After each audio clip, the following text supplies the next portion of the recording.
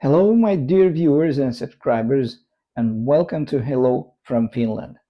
Please allow me to remind you that this channel is above all, about Finland and our life here in Finland.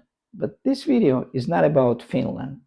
I'm not going to show you the beauties of my homeland in this video. This video is a story from my life.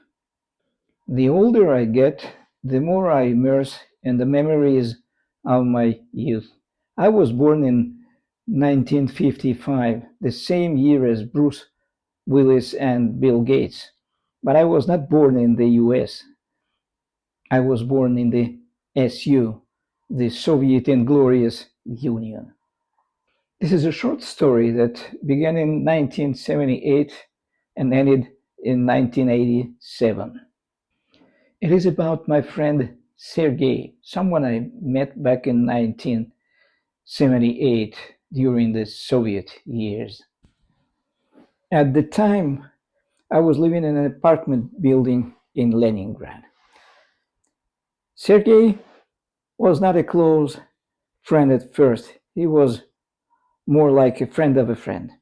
And like many of my friends back then, he was into chess. I was into chess too. So we played chess. We would play and we'd talk, and a lot of conversations were about politics. We were both fierce anti-communists. We were dreaming about freedom and a different life. So, and life moved on.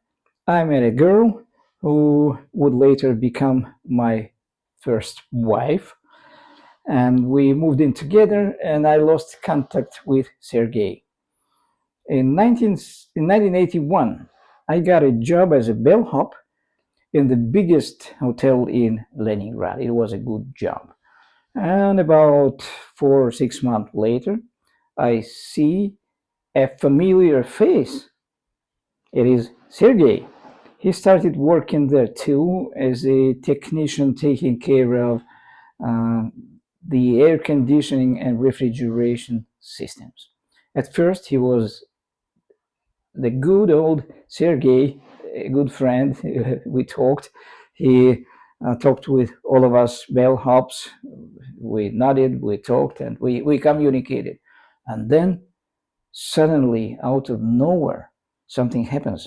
Sergei becomes a Communist Party member.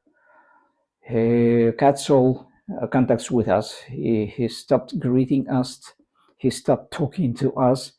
He was different. He was alien, a stranger, a communist. And I was scared because back then you could be, if you were denounced to the KGB, reported that you were saying anti-communist things and criticizing the regime, it was dangerous. You might easily land behind the bars. So I was scared and I was deeply disappointed in Sergei. And so life moves on. And in 1987, Sergei goes to Vienna with a Soviet delegation to support the Soviet national ice hockey team. And then something happens. He disappears. As it turned out, during his first days in Vienna, he walked into the US embassy and applied for political asylum, and he was granted asylum. So, and can you imagine? It was a nice surprise for me. Uh, you know, Sergei turned out to be the most persistent most determined guy I have ever met in my life. He chose freedom, and it was a long shot, a long way to freedom, but it was his plan, and he managed to carry out this plan. I hope so.